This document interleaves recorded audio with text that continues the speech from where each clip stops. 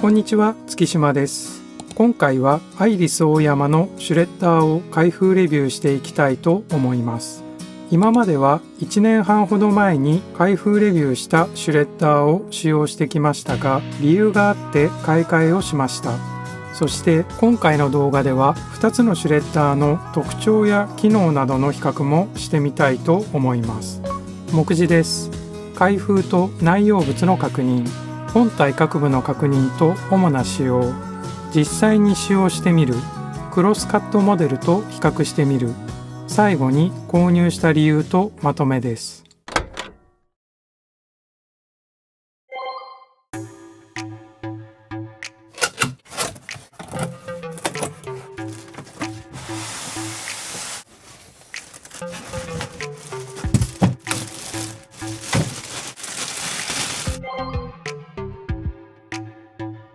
シュレッダー本体と取扱説明書です。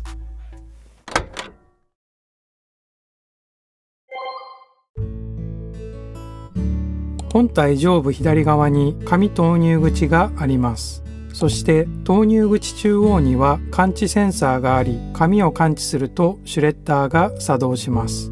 このシュレッダーは A4 コピー用紙を4枚まで同時に裁断できます。また連続して紙を入れ続ける場合は重ねる枚数は3枚までです。裁断サイズは 2×11mm でマイクロクロスカットという部類に入ります。上部パネル手前には操作スイッチがあります。逆転、停止、自動、静転の4種類があります。普段は自動で使用して紙詰まりが起きた時に逆転と静転を選択して紙詰まりを解消します。シュレッダーを使用しない時は停止にしておきます。本体正面にはダストボックスの取り出し口があります。引けば取り出すことができます。また収納状態でも中が見えるようになっていますので、裁断したくずの量を確認できます。ダストボックスの容量は12リットルです。A4 用紙約120枚分になります。そしてダストボックスは安全装置と連動していて、ちゃんとセットされていないとシュレッダーは動きません。本体背面には電源コードがあります。コードの長さは約 1.5 メートルです。底面にはキャスターが装備されていますので、床に置いている場合は本体を持ち上げなくても移動させることができます。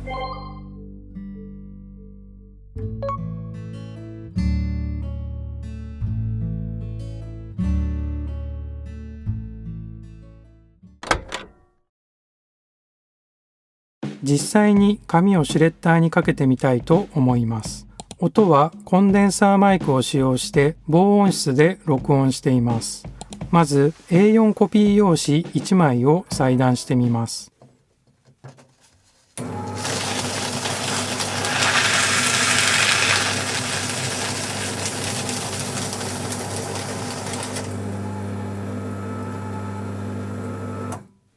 次に A4 コピー用紙を4枚同時に裁断してみます。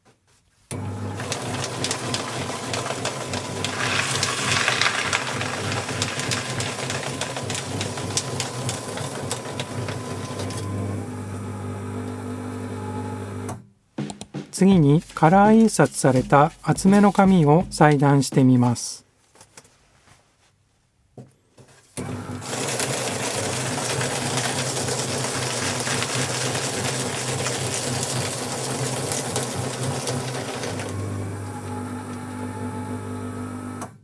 裁断中は以上のような音がします。そしてダストボックスの中を見てみると、このような感じに裁断されています。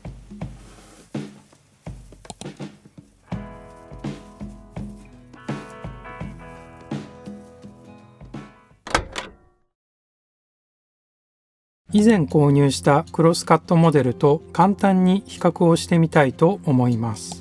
本体のサイズは横幅と奥行きはそんなに変わりませんが、高さがだいぶ違います。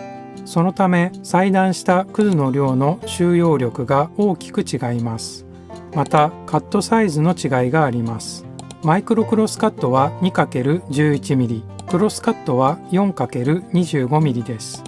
そして新しい方は CD や DVD、カードの裁断機能がなくなりました。また裁断中の音に関してはマイクロクロスカットモデルの方が小さいと感じました。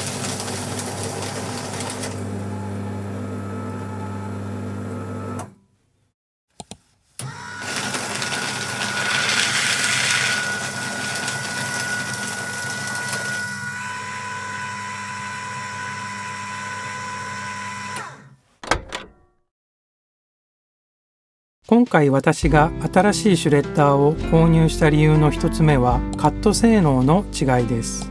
以前購入したクロスカットモデルの場合は裁断後も意外と文字が読める感じでした。使い始めた時からもっと細かく裁断できるといいなと思っていました。新しい方はマイクロクロスカットということでだいぶ細かく裁断されています。文字も読めませんのでこのくらいであれば安心できます。そして購入した2つ目の理由はダストボックスの容量です。以前購入したクロスカットの方は 7.5 リットルの収容力がありますが、使用していると割と早くいっぱいになります。これはカットサイズが大きいことも関係しているようです。そのため今回は収容力が大きいモデルを選びました。またそれに伴って黒いカラーを選択しました。その理由は大きくなる本体サイズの圧迫感を減らしたいのと、白いモデルを約1年半使用してみて汚れが目立ったためです。以上がマイクロクロスカット大容量タイプを購入した理由になります。また静音機能に関しては良いと思っています。クロスカットモデルを使用していた時も近くにいればそれなりにモーターの音や裁断する音がしますが、隣の部屋などにいるとほとんど気にならない感じです。1年半実際に使用してみてアイリスオーヤマのシュレッダーはとても良いものだと私は感じています。それでは最後までご視聴ありがとうございました。